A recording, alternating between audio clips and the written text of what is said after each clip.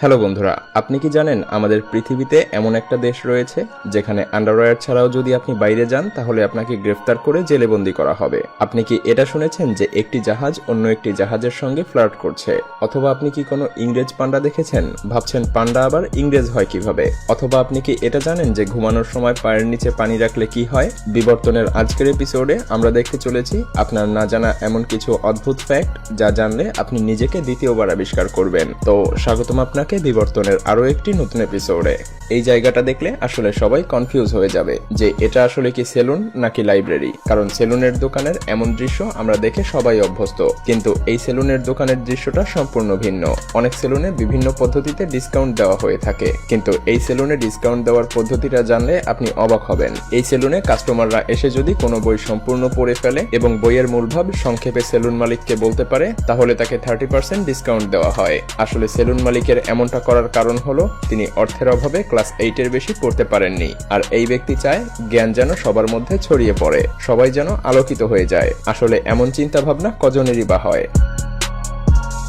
আপনি যে পান্ডাটি দেখতে পাচ্ছেন এটি পৃথিবীর একমাত্র ব্রাউন রঙের পান্ডা। পান্ডাটিকে আপনারা সৌভাগ্যবানও বলতে পারেন আবার দুর্ভাগ্যবানও বলতে পারেন, কারণ পান্ডাটির শিশুকাল কেটেছে একটি দুর্বিষহ পরিস্থিতির মধ্যে দিয়ে। পান্ডাটিকে জন্ম দেওয়ার পরে পান্ডাটির মা ভেবেছিল পান্ডাটির গায়ের রং তো ভিন্ন রকম, এখন নিশ্চয়ই অন্য পান্ডারা তার পান্ডা নিয়ে উল্টাপাল্টা আচরণ করবে, তাই মা পান্ডা তার বাচ্চাটিকে তাড়িয়ে দেয়। এরপর এই পান্ডাটিকে অন্য পান্ডারা দেখতে পেলেও ভিন্ন রকম হওয়ার কারণে ঠিক মানুষের মতো করেই উত্ত্যক্ত করত। আর হঠাৎ করেই এক ব্যক্তি দেখতে পায় এই ইংরেজ পান্ডাকে। আসলে এটাকে ইংরেজ পান্ডা বলা হয়ে থাকে কারণ এর গায়ের রং ব্রাউন, যা ইংরেজদের সঙ্গে বেশ মিল। পরবর্তীতে সেই ব্যক্তি পান্ডাটিকে খুবই যত্ন করে লালন পালন করতে থাকে, আর এখন এই পান্ডাটি বিশ্ববিখ্যাত। তাকে দেখতে শত শত মানুষ হাজির হয়। কি এক অদ্ভুত কাণ্ড, তাই না? এই ফলগুলো দেখুন। আজ থেকে প্রায় 200 বছর আগে এই ফলগুলোকে বিষাক্ত বলে অখাদ্য মনে করে অভিহিত করা হয়েছিল। হ্যাঁ, লাল রঙের সমস্ত ফলগুলোকে আমেরিকাতে বিষাক্ত মনে করা হতো। তখন এগুলোর ধারে কাছেও কেউ আসতো না। আর এই অন্ধবিশ্বাস দূর করেছিল রবার্ট গিবন, যে একজন কৃষক ছিল আর সে টমেটোর চাষ করত।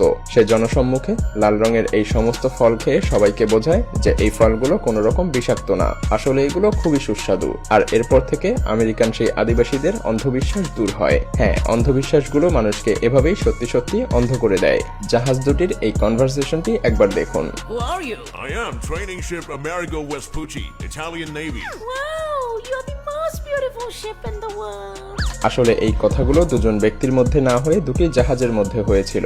ভাবছেন কিভাবে সম্ভব? খুলে বলছি। আসলে জাহাজ দুটি যখন পরস্পর মুখোমুখি হয় তখন একটি জাহাজ অন্যটিকে ফ্ল্যাশ জ্বালিয়ে সাংকেতিক ভাষায় প্রশ্ন করে। তখন প্রশ্নের উত্তর অপর জাহাজটি আবার ফ্ল্যাশ লাইট জ্বালিয়ে নিজের পরিচিতিটা তুলে ধরে। কারণ জাহাজের পরিচিতি শুনে অন্য জাহাজটির রিয়েকশনটা ঠিক এমন হয়েছিল, কারণ জাহাজটি ছিল একটি নেভি ট্রেনিং শিপ। অনেক আধ্যাত্মিক মানুষের কাছ থেকে আপনি শুনে থাকবেন যে ঘুমের সময় খাটের নিচে পানি রাখলে ঘুম ভালো হয়, সেই সাথে সব ধরনের অশুভ শক্তিরও বিনাশ ঘটে। এমনটা শুনে হয়তো বা ভাবছেন আজ থেকেই খাটের নিচে পানি রেখে ঘুমাতে শুরু করবেন, তাই না? কিন্তু চলুন বিজ্ঞান কি বলে তা জেনে নেই। বিজ্ঞানের দৃষ্টিতে খাটের নিচে পানি রেখে ঘুমালে আপনার যখন ঘুম পাবে না তখন হঠাৎ করেই আপনার পানি খেতে ইচ্ছা করবে, কারণ আপনার হাতের নাগালেই রয়েছে পানি। আর পানি পান করার কিছুক্ষণ পরেই আপনার প্রস্রাবের বেগ পাবে। এরপরে নিশ্চয়ই বুঝতে পারছেন ঘুম আসলেও সেই প্রস্রাবের কারণে ঘুমটি আবার নষ্ট হয়ে যাবে। আর এভাবেই খাটের নিচে পানি রাখলে ঘুমের সমস্যা হবে। আবার অনেকেই খাটের নিচে পানি রেখে দেয় যেন সে সকালে ঘুম থেকে উঠেই পানি পান করে নিতে পারে, কিন্তু এর ফলে বাইরের বিভিন্ন রোগ জীবাণু সেই গ্লাসের মধ্যে ছড়িয়ে পড়ে, আর ফলাফল বুঝতেই পারছেন। সুতরাং খাটের নিচে পানি না রেখে পানি ঠিক জায়গায় রাখুন। আপনি কি জানেন এমন একটি দেশ রয়েছে যেখানে আপনি আন্ডারওয়্যার ছাড়া বাইরে বের হলে আপনাকে জরিমানা করা হবে? থাইল্যান্ড এমন একটি দেশ যেখানে আন্ডারওয়্যার ছাড়া বের হওয়া নিষিদ্ধ, আর যে এই আইন ভঙ্গ করবে তার জন্য জেল জরিমানা নিশ্চিত। সো কেয়ারফুল, যখন থাইল্যান্ডে যাবেন সঙ্গে করে আর কিছু না নিলেও 4-5টা আন্ডারওয়্যার অবশ্যই রাখবেন। তাছাড়া থাইল্যান্ডে শার্টলেস ভাবে গাড়ি চালানো সম্পূর্ণ নিষিদ্ধ। এভাবে গাড়ি চালাতে দেখলে আপনাকে মোটা অঙ্কের জরিমানা করা হবে। পৃথিবীর প্রত্যেকটা দেশের মধ্যে কত বৈচিত্র্যতা, তাই না? দ্বিতীয় বিশ্বযুদ্ধ চলাকালীন আমেরিকাতে 12 বছর বয়সী এক যুবক নেভিতে যোগদান করে, আর সে অসংখ্য যুদ্ধে জয়লাভ করেছিল। সেই সাথে পেয়েছিল বেশ কয়েকটি মেডেল, কিন্তু তাকে নেভি থেকে বরখাস্ত করে জেলেবন্দি করা হয়। কেন তার সাথে এমনটা করা হয়েছিল আপনার নিশ্চয়ই জানতে ইচ্ছা হচ্ছে।